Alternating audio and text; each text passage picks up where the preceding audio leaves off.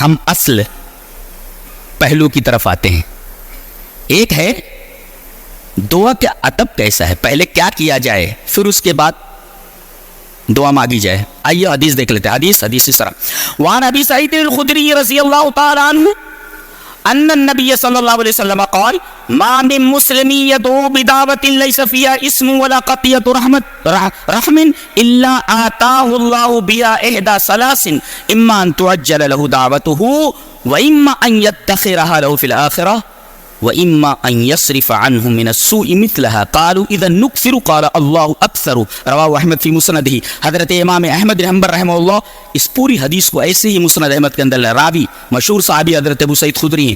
حضرت ابو سعید خدری رضی اللہ تعالیٰ فرماتے ہیں کوئی مسلمان دعا کرتا ہے, کوئی دعا کرتا, ما من مسلم یدعو بدعوۃ, کوئی بھی دعا کرتا, لیس فیہا اسم, اس کے اندر کوئی گناہ نہ ہو. گناہ کے بعد اے اللہ, بات بدبخت ایسے بھی ہوتے ہیں, شراب نہیں پیا ہوں کئی وقتوں سے, شراب چاہیے, گناہ کی دعا کر رہا ہے. لیس فیہا اسم, کوئی گناہ کی دعا نہ ہو. ولا قطیعۃ رحم, اور اس میں رشتہ داری کو قطع کرنا نہ ہو, رشتہ داری کو کاٹنا نہ ہو. تو رشتہ داری کو کاٹنا نہ ہو اور کوئی گناہ کی دعا نہ ہو تو اللہ تبارک تعالیٰ کیا کرتا ہے, تین چیزوں میں سے ایک چیز ضرور دیتا ہے. دعا کر دیا آپ نے تین چیزوں میں سے, الا آتاہ اللہ بہا احدی ثلاث, تین چیز دعا کر لیا آپ نے نا. اب آپ یہ نہ سمجھیں کہ دعا قبول نہیں ہوئی, میں نے مانگا تھا مجھے ملا نہیں. دعا اگر آپ نے مانگی ہے تو دعا قبول ہو گئی ہو. اب تین چیزوں میں سے اللہ ایک چیز دیتا ہے, اما ان تعجل له دعوته, اگر مصلحت متقاضی ہے تو آپ کو وہی چیز دے دی جاتی ہے جو آپ نے مانگا ہے. اما ان تعجل له دعوته, وہی چیز جو تم نے مانگا ہے وہ دے دی گئی.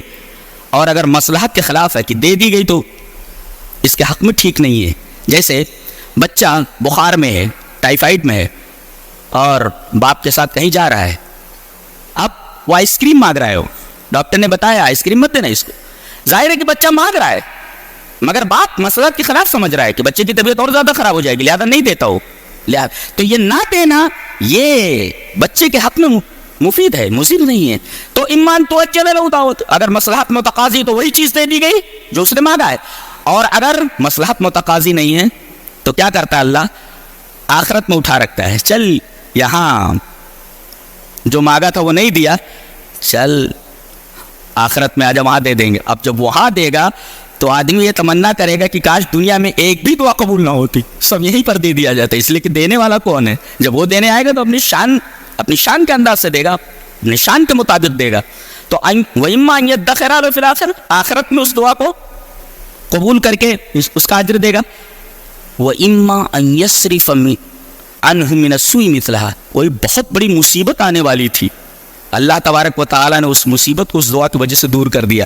تو آدمی یہ نہ کہ میں نے اللہ سے مانگا تھا مجھے ملا نہیں, ارے کوئی بہت بڑی مصیبت تیرے اوپر آنے والی تھی, اس دعا کی وجہ سے اللہ تبارک و تعالیٰ نے جو چیز تو نے مانگی تھی وہ نہیں دیا, مگر جو مصیبت آنے والی تھی اس دعا کی وجہ سے اس مصیبت کو دور کر دیا. تو تین چیزوں میں سے ایک چیز دے دیتا, وہی چیز دے دی, آخرت کے لیے اٹھا رکھا. اور تیسری اسی جیسی کوئی مصیبت آنے والی تھی اس مصیبت دور کر دی. آدمی یہ نہ سمجھے دعا قبول نہیں ہوئی, دعا مانگو قبول ہوتی ہے.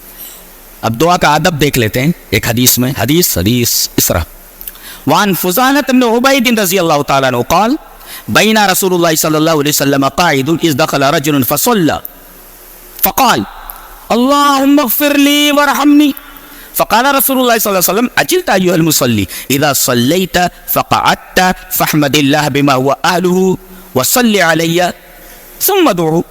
قال ثم صلى رجل آخر بعد ذلك فحمد الله وصلى على النبي صلى الله عليه وسلم فقال له النبي صلى الله عليه وسلم أيها المصلي ادعو تجب.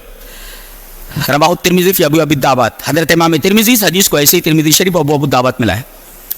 ایک آدمی آیا, نبی صلی اللہ علیہ وسلم بیٹھے ہوئے تھے مسجد میں, بین رسول اللہ صلی اللہ علیہ وسلم قاعد, اچانک ایک آدمی آیا, اس نے نماز پڑھی, اور نماز پڑھنے کے بعد فوراً دعا کے لیے ہاتھ اٹھائے اور کہا اللہم اغفر لی وارحمنی, میرے رب مجھے بخش دے, میرے اوپر رحم فرما. یہی دونوں چیزیں تو ہیں. جب بندہ اللہ سے کہتا مجھے معاف کر دے, مجھ سے غلطی ہو گئی میرے رب, اور میرے اوپر رحم فرما, مقابل رحم. اللہ کیوں نہیں سنے گا, اللہ سنتا ہے. اس آدمی نے نماز پڑھنے کے بعد فوراً دعا کی, اللہم اغفر لی. نبی صلی اللہ علیہ وسلم فرمایا اجلت ایھا المصلی, اے مصلی تو نے جلدی کر دی. ایسے دعا نہیں مانگی جاتی. اب دعا کا ادب بتایا کیسے. اذا صلیت، جب تم نماز پڑھ چکو، فقعدت، اور بیٹھے رہو، فاحمد اللہ بما هو اہلہ، اللہ تبارک و تعالیٰ کی بہت تعریف کرو. یہ تعریف پہلے اللہ کی. تو بڑی شان والا، تو بڑی عزت والا، تو تمام صفات کمالیہ سے متصف، تمام عیوب و نقائص سے مبرہ، تو غافر الذنب، تو قابل التوب، تو عاف، تو اکرم، تو احد، تو صمد، تو رب العالمین، تو ارحم الراحمین، تو ذو العرش المجید، تو فعال لما.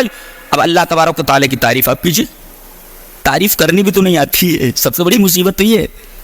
سائنس کے فارمولے، میتھمیٹکس کے فارمولے ہم سب کو یاد ہے، اللہ کی تعریف کرنی نہیں آتی. اب لات جوتے نہیں کھاؤ گے تو کیا ہوگا. فاحمد اللہ بما هو اہلہ، پہلے اللہ کی تعریف کرو. ثم صلی علیہ، میرے اوپر درود بھیجو، پھر درود شریف پڑھو. اللہ کی تعریف کے بعد میرا حق ہے، میرے اوپر درود بھیجو، یہ میرا حق ہے، وہ اللہ کا حق ہے اس کی تعریف. اور پھر میرے اوپر درود بھیجو، اللہ اور اس کا رسول صلی علیہ، میرے اوپر درود بھیجو. اللہ کی خوب تعریف کرو، پھر نبی پر درود بھیجو، پھر اس کے بعد دعا مانگو. کہتے ایک اور آدمی آیا، اس نے نماز پڑھی اور اس نے یہی کیا، فحمد اللہ، اللہ کی تعریف کی، وصلی علی نبی صلی اللہ علیہ وسلم، اور نبی کریم صلی اللہ علیہ وسلم پر درود بھیجا. تو نبی کریم صلی اللہ علیہ وسلم فرمایا ایھا المصلی ادعو تجب، اے مصلی یہ دعا کا ادب ہے، اللہ کی تعریف اس کے بعد مجھ پر درود، اب مانگ قبول کیا جائے گا. ادعو تجب، تو یہ دعا کا ادب ہے.